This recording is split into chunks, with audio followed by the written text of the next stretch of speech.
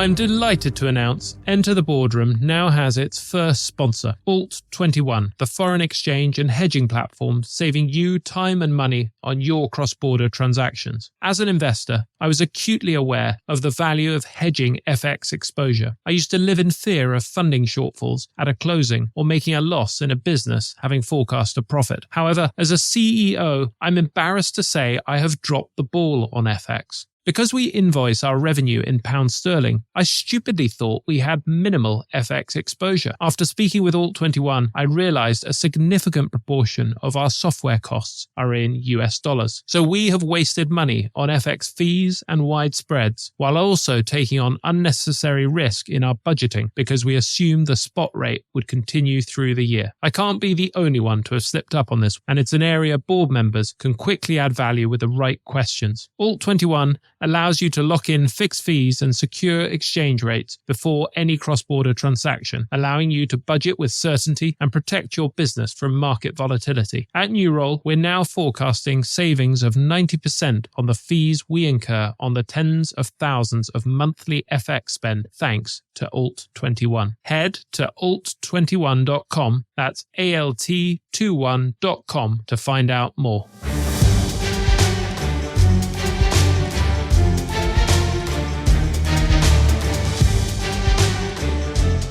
Hello and welcome to Enter the Boardroom with NewRoll.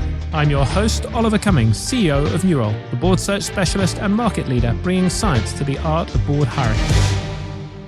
Today's guest, Professor Lynda Gratton, is Professor of Management Practice at London Business School. A renowned expert on the future of work, Professor Gratton is the author of The Shift and the 100-Year Life, which explore the impact of longevity on careers. She is the founder of HMS Advisory, where she advises global companies like Microsoft, Unilever, and Tata on workforce strategies. Her most recent book, Redesigning Work, focuses on how organizations get the most value from hybrid working models. She sits on the advisory board of the Pictet Group and Skills Builder and has sat on the advisory board of Equinor. Holding a PhD in psychology, Professor Gratton has been published in Harvard Business Review and MIT Sloan Management Review and was named one of the top management thinkers globally by the Financial Times. She's also chaired the World Economics Forum Council on Leadership, focusing on human capital and leadership development. Professor Gratton, a huge welcome and thank you so much for joining us.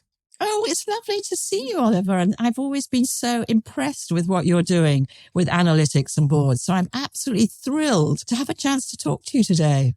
I was really enjoying your recent book, Redesigning Work, and really looking forward to having the chance to quiz you on some of the insights that I took from that. And I wanted to start with a question where I want you to imagine I'm a board member who wants to help their executive team think through how they can create a competitive advantage through the way they think about designing work. What are the key areas that I should encourage them to focus on?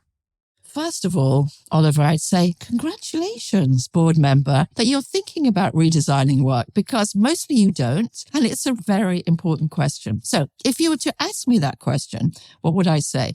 I think I'd give 3 pieces of advice. Number 1, focus on the characteristics of the job. I think when boards think about work, they think about it in a very big way and not always thinking about what's the job about. Are there jobs in our organizations about focus? Are more of them about cooperation? So that would be my first piece of advice. The second thing is that when we come to thinking about the design of work, one of the areas that we can really tap into is this question of creating meaning. People are more engaged, more likely to stay, more likely to be productive if the work has got meaning for them, if it relates to their values, if it's something that they care about. So also thinking about it that way. And the third piece of advice I would say is again something we know increases people's feelings of goodwill towards the job, which is this idea of autonomy. And what we know is that when people have some sort of autonomy, they have a sense of what they could do, they have some control over their working lives, be that control over where they work or when they work, they're much more likely to flourish. So those would be my 3 pieces of advice.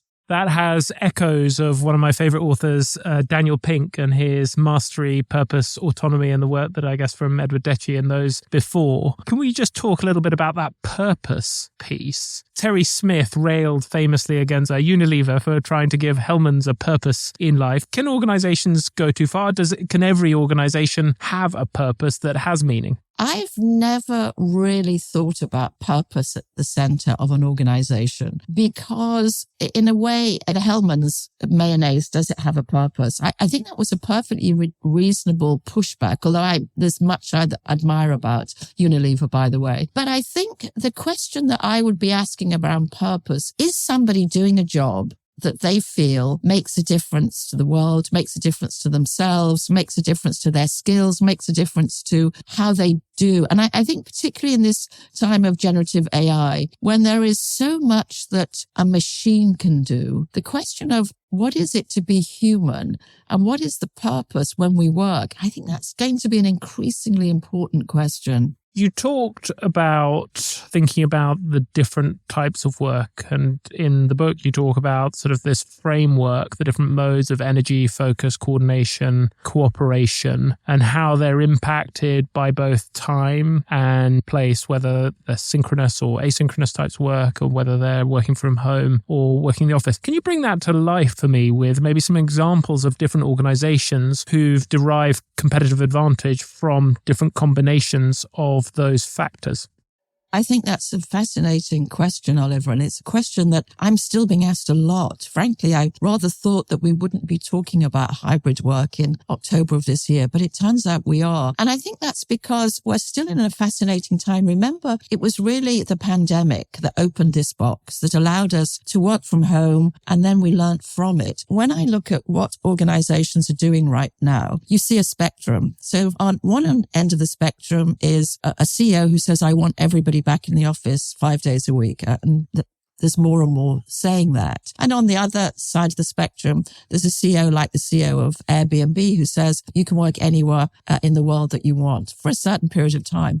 Now, of course, remember that for him, working in any location is part of his business strategy. Airbnb is encouraging you to work anywhere you want. And if you want to learn about that, you have to do it for your employees as well. So, there's a very good reason why he's doing that. But of course, in the middle are a whole bunch of organizations that are saying, we want you back for social work, social days. We want you back 3 days a week. We want you back when your team are together. And that's a whole spectrum, which, by the way, is shifting all the time. So what I would say is that right now, there's a lot of experimentation still taking place, and we're beginning to understand more clearly what the benefits are of working from home and working in the office, but also what the trade-offs are. So, for example, if you're a CEO and you say, as you did, some of you last week, I want everybody back in the office 5 days a week, it's possible that people will leave because of that. Now, you could say, hang on, it's a very tough economic environment right now. The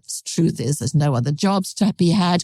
You're going to have to stay. Then maybe people will stay but become disengaged and unhappy. But you might say, that's fine, I'll just pay you more. And the world is full of people who want to join my company, so I don't really mind. And so that's the sort of conversation we're seeing going on at the moment. But it's interesting to note that when Airbnb said to the market, the labor market, you can work anywhere you want for a certain period of time every year, it had hundreds and thousands of applications to work for them. If you're on a board, you have to realize that you're actually dealing with more and more autonomous people who actually have a choice about where they work, not just working for you full time, but also working as freelance. I wrote a paper recently with Diana Gerson about freelance work that was published in Harvard Business Review. And the point we were making is, hey, you need to wake up, because actually working as a freelance is now something that 30% of young people are going to do or have done. It's not just terrible old gig work where you're just doing a very low paid,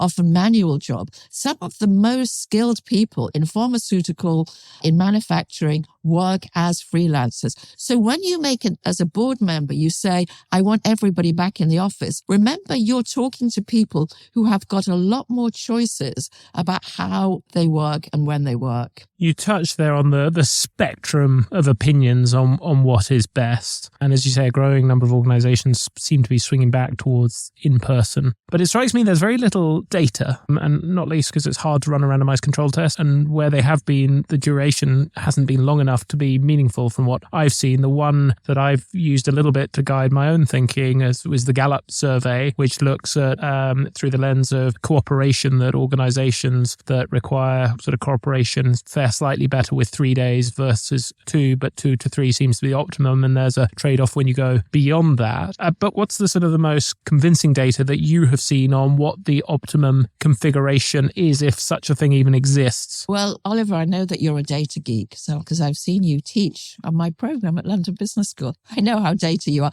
and you must be appalled at the data that is behind this. So basically, just a very quick history of the data of working from home. The very first exercise of working from home where there was a data set was as a Stanford study of call center workers in China. And what they found is that call center workers in China, when they work from home, their productivity increased. Not a great deal. And so why was that easy to do that piece of research? A call center worker does a certain number of calls a day, and you can measure that. And so when the pandemic came, that was the only piece of research we had. Since then, more research has been added to that. But the difficulty is that when you move out of work that's easy to measure, like a call center, to the sort of work that you do or the sort of work that I do, two things happen. Firstly, it's much more knowledge-based. And secondly, the time scales are a lot longer. So for example, for me, one of the ways I get my performance is assessed at London Business School is that I write articles that are important, but that might take 5 years. Same with you. So I would say that right now we don't really have enough data to know exactly what's going on. What we do have is more and more data like the Gallup, the survey that you referred to, which isn't a longitudinal survey, by the way. And this is what the data tells us. The data tells us that, number one, the reason why people don't like to go into work is because they don't like the commute. That's the number one reason. It's not the office, it's the commute. Number two, when people are in the office 5 days a week and they're doing work that is asynchronous, where they're sitting in front of their laptop, looking at somebody in another country, work in other ways that they could do at home, they're pissed by that.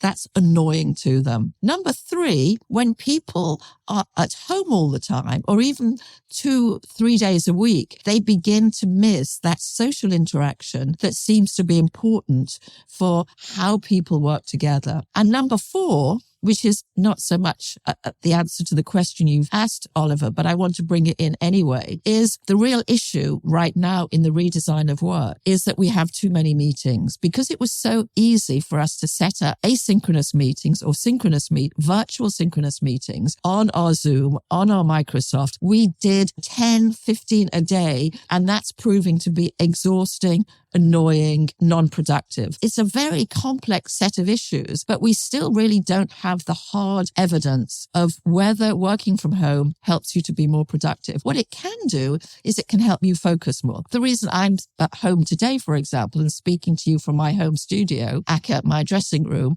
is because I'm writing. I'm writing a book. And when I'm writing, I like to be undisturbed. And the best place for me personally to be undisturbed is in my study, dressing room. So I think it's also a lot to do with the individual. So listening to you there, it sounds like there is no conclusive data at this point. So if I'm a board member and I've got a CEO who's being very rigid in the way they're thinking about this, that everyone has to come in or everyone has to be remote, that's probably a warning sign. And actually what you, as a board member, you probably want to be encouraging is someone who's still in experimentation mode. Is that how you think about it? Yeah, I would. And actually, interestingly, I'm still advising boards on this issue. When I go and talk to boards now, as I'm doing next week, and got some briefing from them before I went, I said, what do you want to talk about in terms of the future of work? And they said, can we talk about this?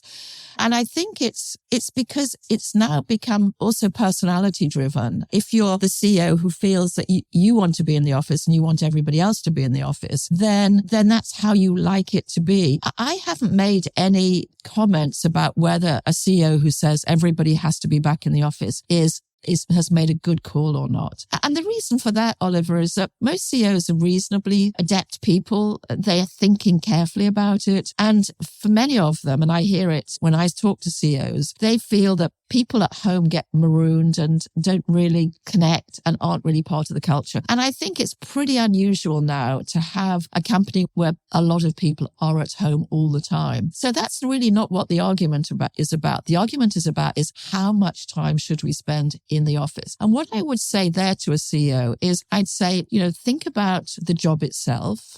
And think about the sort of people that you're employing, their personality, their life stage, and so on. And then think about what's going to happen in the office that's so exciting and interesting that they want to be there. Because what CEOs have found difficult is actually when they say, I want everybody back in the office 5 days a week, what's been hard for them is when some employees say, I'm not going to come. And what are you going to do about it? And that leads to a whole set of issues and challenges that I don't think is good for trust and transparency in a company. So I think experimentation, listening, we do it in my own consulting practice, HSM Advisory. We do a lot of listening within companies, sometimes putting up to 50,000 people together to talk about these issues. So the CEO can hear what it is that people are talking about. One of the things I've done within New Role, and we're only a team of 50, is I've got each of the teams to think about the tasks they're doing and think about which of those require focus, which of them require collaboration, and then use that to guide when should they be in the office and when should they not. But overlaid on that, what struck me is as well as the specific business unit variation, there are also within the business unit, there are personal preferences in terms of the introverts versus the extroverts, those with kids and those without kids. How do you get a sort of grip of that as a larger organization? Because there's an incredible amount of complexity and intersectionality there. Yeah, no, I agree with you, Oliver. And just to remind our listeners of the points that you've said, is that when you think about what's going to work for me and what's going to work for my company, personality does play a role. I was talking to a friend of mine who runs a consulting business out of California, which is people entirely based working from home. It's a strategy business. It tends to pick up people from BCG and McKinsey, people who don't want to work full time for McKinsey or BCG. And they join this business and they all work from home. What she's noticed is they do attract people who are more introverted and who aren't particularly sociable and who enjoy working from home. So I think that's a really important point. The life stage point is really crucial. And it goes something like this. If you're young and just out of college, particularly if you've been through COVID yourself, as most of them all have, and worked from home during college years, you want to get back into the office. You absolutely want to be around your friends. You want to do all the things that we do when we're young in an office. But if you've got kids, then working from home is great and more useful for you. And then if, like me, your children are all grown up and doing what my kids are doing, then you're happy to come back in again. So the life stages are really important, as indeed is the culture of the place. And as a leader, you need to take those things into consideration. This is not without its complexities, Oliver, as you've said, which is to say, and of course, like you, I also run my own business. So I play these issues out from a practical basis as well as a theoretical basis. Is it fair that some of our team are working from home and others of them are coming into the office? Is that fair? And so this question of fairness really becomes a big issue. And that's why when, again, Diana Gersten and I wrote another article for Harvard Business Review about managers, what we realized is that the manager plays a really important role because part of what they do is that they're ensuring that things are fair and that the organization has some sort of sense of what they want, what the red lines are, and what the commitments and accountabilities are. For example, we have advised companies where a red line is you can't work from home all the time and you can't work from another country. And if you want to do that, this is not the business for you. And I think being explicit about the deal is really important. And beginning of this whole conversation a couple of years back, the point I made, which I continue to make, is a leader can decide whatever they want to do with their business. That's the job of a leader. But what they do have to be is transparent about what the deal is. So you can't, as a leader, pretend the deal is one thing and then it's something else. And if you're explicit about the deal, like you're explicit that says you have to be here for 5 days a week in the office, then people choose whether or not to join you. Now, the people who are in the office right now, of course, that's a different issue and you may well lose them. But actually, that's a choice that people make. And you as a leader have got to decide whether you're prepared to confront those trade-offs. And the trade-off there is there may be some really talented people who decide not to join you because they have a choice of also working in a company where they can work from home 2 or 3 days a week. And that's very important to them. That's really the sort of conversation that's going on right now. There's also, by the way, Oliver, another group who are very worried about this. In fact, it's a group I'm talking to quite a lot at the moment. And these are the people who own the offices. If you're a facilities, I can see you smiling on this, Oliver. If, like me, we have an amazing office in Covent Garden for HSM, which we built for a certain number of people at pretty high expense. And there's not that many people there. They're not there all the time by any means. And of course, if you're HSBC or some large business, this is played out at an enormous width and breadth. And you're having to make decisions now about what sort of office space you want in 10 years' time. And that's why, interestingly, from my perspective, some of the people who are asking our advice about work from home, work in the office, are people who have to make that judgment call. That point you made around fairness really resonates with me, and it's a poo trap I can see happening. We've got an interesting dynamic where our engineers have a lot of focus work, so it makes sense for them to be working more remotely. Often certain tasks are easier to do remotely, like pair programming, but then that fairness sense creeps in, and then other teams think they want to be more remote as well. And yet then what I can see happening is it becomes a question of duration, because in the short term you can see everybody wins in that, but over a longer term my sense is that sort of mental health piece and the energy that people get from being together suffers. And it feels like you're heading towards a tragedy of the commons, which is where I suppose having those red lines is so important as a board to be clear on what those are.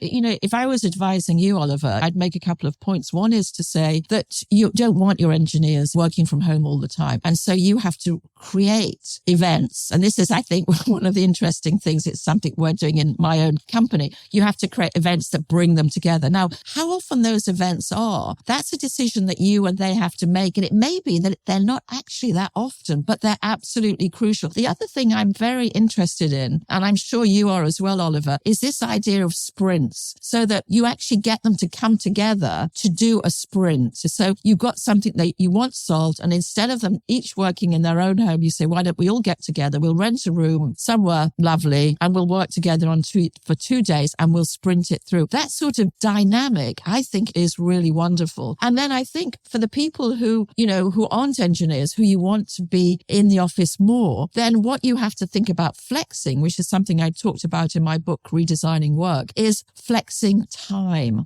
because you've got place and you've got time. Those are two aspects of a quadrant. We've been thinking a lot about how do you flex, but also how do you flex time? And it may well be that for some people, the most important autonomy that you can give them is that they can flex time, compress time, 4 days a week. All of this stuff may be what really excites the people who are in the office. One of the ideas you touched on in the book was this use of personas for thinking about your talent engagement, which I absolutely love. We use personas for thinking about our clients and our members and our candidates, and there's a shared understanding, but we don't have that across on the talent engagement side. I'm really interested to hear more about what have been good examples of that would help a board member listening to this to get a sense of how they might be able to use that. That's a great question, Oliver. And it comes back to the question, part of the question you asked last time, the conversation we were in a moment ago, which was about personalizing. The fact that if you've got 100 people and they all want something different, how do you work that out? And of course, some of the AI that you work with helps you to at least do some sort of sorting and helps you to understand how that might work. But what personas do, and I use them a lot when I'm advising boards, is to give people a sense of what a person could be like. For example, when I'm teaching my London Business School students about what it is to work, I use 5 personas. And those 5 personas are of different ages, different stages in their life. They do different sorts of work. They have different personalities. And in a way, they capture the 5 types of workers there are. And we show them as a picture. We interact with them. And for example, one of them is a relatively young woman who has a couple of kids. She's a single mom. She's not very educated. She works in a supermarket in the day, and in the evening she does some night work, and she's trying to shift. Now, when you present that person to a board or to a set of students and say, what is their life? How can they work? What could you do to support them? That's a lot better than just giving a board a load of demographics. So this notion of personas is very important. And it doesn't just help the board, it helps employers as well, because from an employee perspective, you can actually say, oh, I'm a little bit like that person, but I'm also a bit like this person. So let me think about that. And it helps you to realize that we are each unique, but there are categories, particularly when it comes to how you want to work, that we fall into. And so this notion of personas is very powerful. It sounds like you've been advising lots of boards in how to navigate this challenge of redesigning work. Are there patterns that you've started to see that are common to those organizations getting it right? Yes, I think not so much the outcome, Oliver, it's more the process that they go through. One of the questions people ask me at the beginning, what do good companies do? And as an academic, I always resist that question because I've written enough books in the past where I've said, this is a great company. And by the time the book's out, the company's gone bust, the CEO's been done for sexual misdemeanor, that blah, blah, blah. So I'm very careful now to say anything about who I think is going to be good. And I don't know what's the best outcome. But what I do see is the best process. And the best process goes something like this. First of all, you listen to what your employees are telling you. Number 2, you think about what the jobs are. In fact, I think people spend far too much time thinking about employees, and I'm thinking about what the job requires, because the redesign of work can be very important. For example, you can say part of the reason our employees are burnt out is we've got too many meetings. Now we don't want to change the employees. We want to take the meetings out. So think about the employee, think about the job, and then think about the process by which you can talk with each other about what the work is, who the people are, what your red lines are. So it could be that you're a company that says, for example, one of the companies I advise is one of the major architectural practices. And they say, honestly, Lynda, our whole culture is about office buildings. We design some of the most beautiful office buildings in the world. We want people in the office because that's what we do. That's our product. And so what we're going to do is design some of the world's most beautiful offices and hope that people come back. And in fact, they do. You've also got to overlay your culture, how you feel about yourself as an organization. And when you do all that, then you come to what is at that point in time a good outcome. And then you have to keep on monitoring it. And what about at the other end of the spectrum? Are there characteristics common to those where you see getting the process wrong? You know what those are, Oliver. That's the CEO who wakes up one day and says, this is what I want. Looking at you, Elon. Yeah, that's the CEO who often is smart, often is good at something. That's why they're the CEO, probably financial engineering, financial mergers and acquisitions, but actually doesn't know very much about work apart from themselves. And then they project themselves onto everybody else. And that can be really annoying for everybody else. So I would say that the worst boards are ones where you have a CEO who thinks that the way that they want to work is the way everybody wants to work. I guess one of the uncomfortable truths that continues to irk me is when I look at a lot of the most successful organizations out there, when you read the biographies of those CEOs, you just think, how are these people getting away with behaving in the way that they do? There seems to be this disconnect, not always, but often, between sort of poor behaviors and, at least measured by share price, if they're listed, or sort of turnover, if not, this extraordinary outperformance despite bad behavior. How do you, I guess it goes back a little bit to that point you were making around being careful about judging, what best looks like. Yeah, I think certainly I've been watching organizations now for more than 30 years. I did quite a lot of research, even 35 years ago, about companies. And I think the CEO, as somebody who behaved badly was pretty much not a norm, but we saw a lot of it. I think it's very difficult now. I know there are CEOs out there where you think, whoa, but I think in general, Oliver, and perhaps you see this in your own practice when you look at leaders, it's really difficult to get away with some of the behaviors that were norm when I was watching organizations years ago. And I think really what we've got now, when I look at the boards that I advise, is they've often been highly trained. They've come through MBA programs. They've come through the big consulting practices, which are amazing boot camps to really sort bad performance out, poor behavior.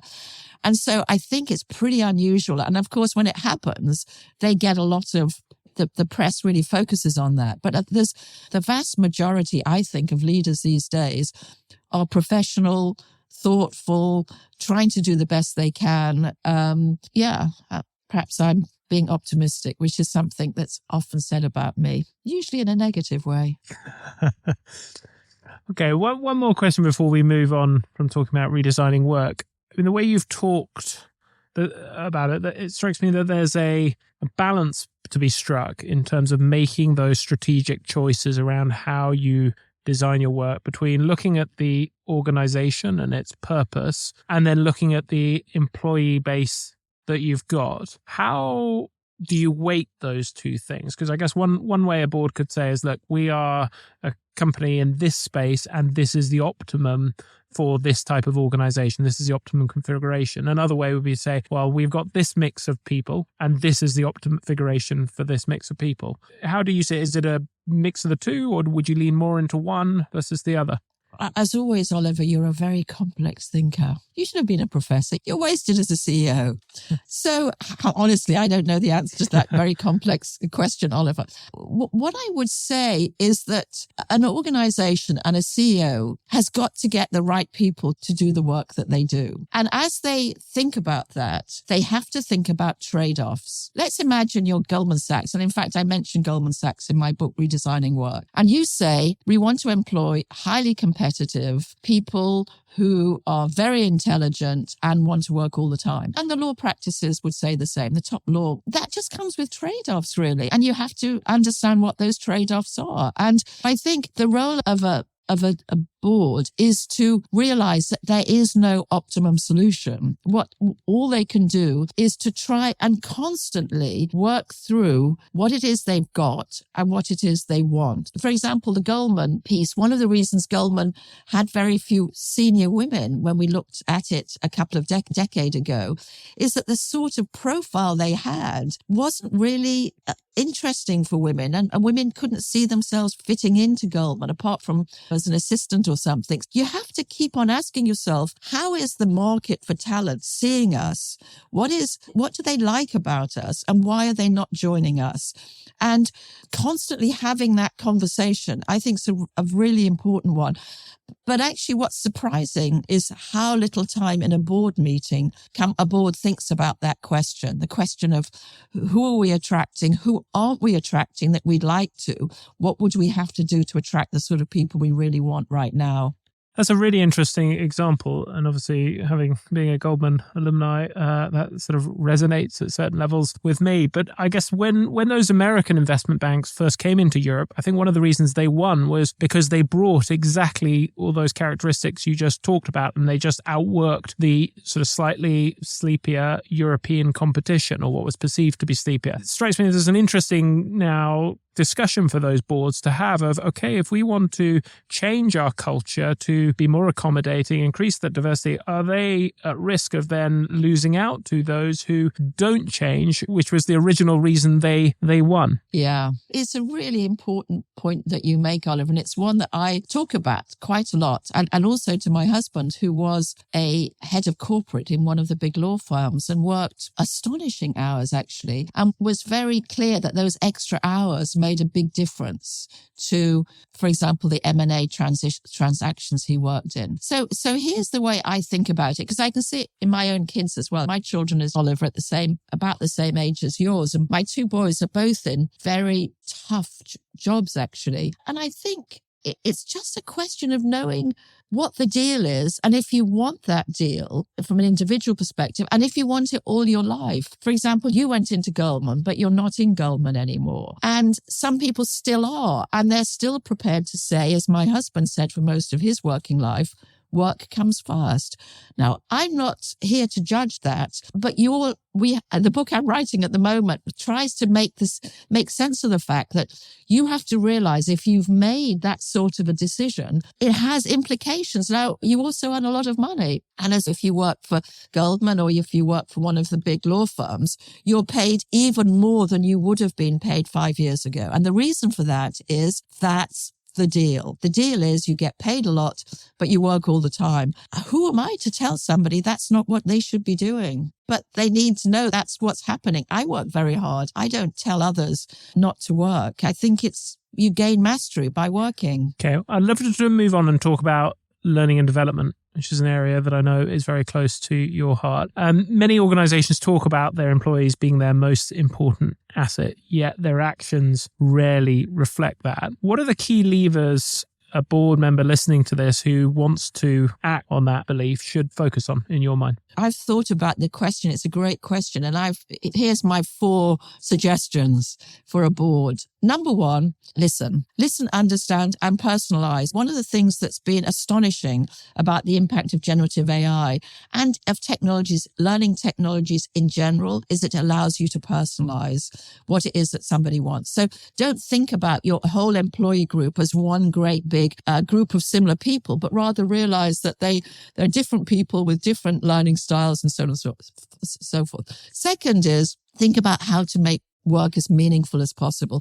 Most of us learn because of the work that we do. I've just finished a book which looked at my own journey, and it's surprising how much I learned because of the work I did, not because I went on a program or was coached by somebody, just the very practice of work. So try and get people to do meaningful, diverse work from which they can learn. Managers are really important. As I mentioned earlier, I wrote with Diane Gerson, who had stepped down from the board of IBM, and she's now actually on the board of Kraft, about managers. And they just play such an important role in helping people feel there's somebody they can talk to, helping them manage their careers, helping them move across from one division to another, which is really important. And I think the final point is make sure that people are surrounded with great colleagues. You talked earlier about some of the data, engagement data, and you probably know that the number one reason why somebody says they're going to stay in a job is I have a best friend at work. And we have to also realize that connections, networks,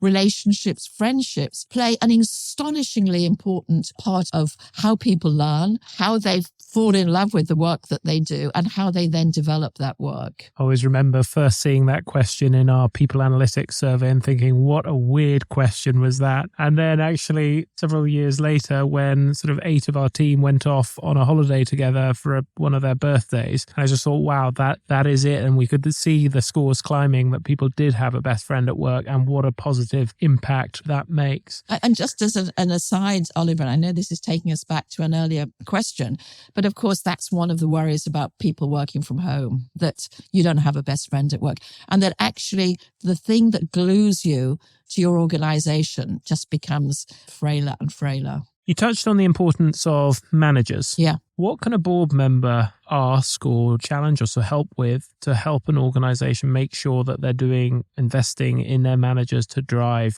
better learning and development? One of the great examples, and we talked about it in the Harvard Business Review article, is Diana Gerson's example from IBM. And what IBM did, certainly on her watch, was to certify managers. And it basically said, managing is a job just like doing analytical work, all of these other jobs where we certify people.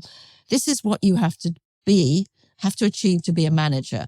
And that, by the way, would have included data on how their employees team perceive them, how they're perceived by their colleagues, the sort of work that they get done, and so on. And then, and this is the important thing they say, is if you don't meet that standard, then you lose your certificate. And what was very important in IBM, and again, you'll see it in the article, is that people lost their certificate. They couldn't be managers anymore. And IBM said, look, you can either retrain, have another go, or you have to leave. And I think one of the things that some boards do is they let poor managers continue. And I've always counseled that the impact that a poor manager has is absolutely enormous. If you have, talked earlier about why do you stay? You stay because you have a friend at work. Why do you leave? The number one item on that one is, I don't like my manager. You stay because you've got a friend. You leave because you've got a manager. And so what boards have got to do is that when they know that they have managers or groups of managers or managers in some countries who are poor, they have to let them go or retrain or let go because the impact is so negative. And the time has flown, which means it's time for the lightning round, where I'm going to say a short statement and ask you for a quick response if you're ready. Yep. Best book every board member should read and why? 100-Year Life. It is honestly a great book and boards absolutely love it. Boardroom behaviour that irritates you most? I really like boards. Is there any behaviour that you've seen in the boardroom that particularly irritates you? I don't know. Maybe I'm blind or hang out with the wrong boards. But most of the boards I'm in, we just have a wonderful time. Maybe I'm just careful about the boards I select. You clearly only mix for the very best. Most valuable board ritual? A good lunch. Favourite quote? I don't have one. Most significant professional insight? Okay, I can help on this one. Have adventures. We're just about to go on the Silk Route. I think just see the world. This is what I'm saying in my new book. Just get out, see the world, learn, explore. I've learned, when I look at my life, the things that I learned most from were when I was exploring. Worst professional advice you've ever received? No, I didn't really have much advice because I moved from academia to, I didn't have any. What have you changed your mind on about boards over time? I think what I've realized is how difficult the job is and how much pressure they're on. And I think that pressure particularly comes from multiple stakeholders that actually, especially if you're an expert as I am and going into a board, it's easy to forget that they have multiple stakeholders that they have to serve. And often the needs of those stakeholders are not balanced and they have to think through that. And that's why when I work with boards now, I used to anyway, use systems drawing, systems diagrams, quite a lot to help them to think about what stakeholders are you working with and what is it that they want that you could give them. So I think I've become much more humble around that. When was the last time you got a significant judgment call wrong in the boardroom and what did you learn? I simply go into a board as an advisory member. I'm an expert. I'm not a decision maker. So I never make tough decisions in a board, except for my own company. And that's another thing altogether. I've made loads of wrong decisions there. How are you better today as an advisory board member than when you started? I think I'm a lot more humble, partly because of the stakeholder issue.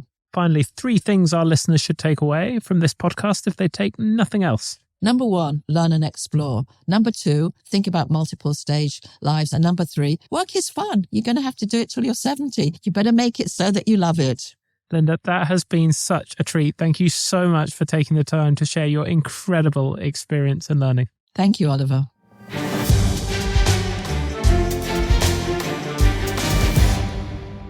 Building a non-exec career is hard. For those starting out, boards can be opaque. For more experienced board members, it can be lonely and hard to stay match fit. Having placed almost 4,000 people on boards in the last 5 years, we know what success looks like. It requires time, energy, resilience, information, and connections. New Role Plus, our community of board peers, exists to give you these things, offering you wholesale support as you try to get board roles and become a standout Ned. Find out more at newrole.com/newrole-plus. That's newrole.com/newrole-plus.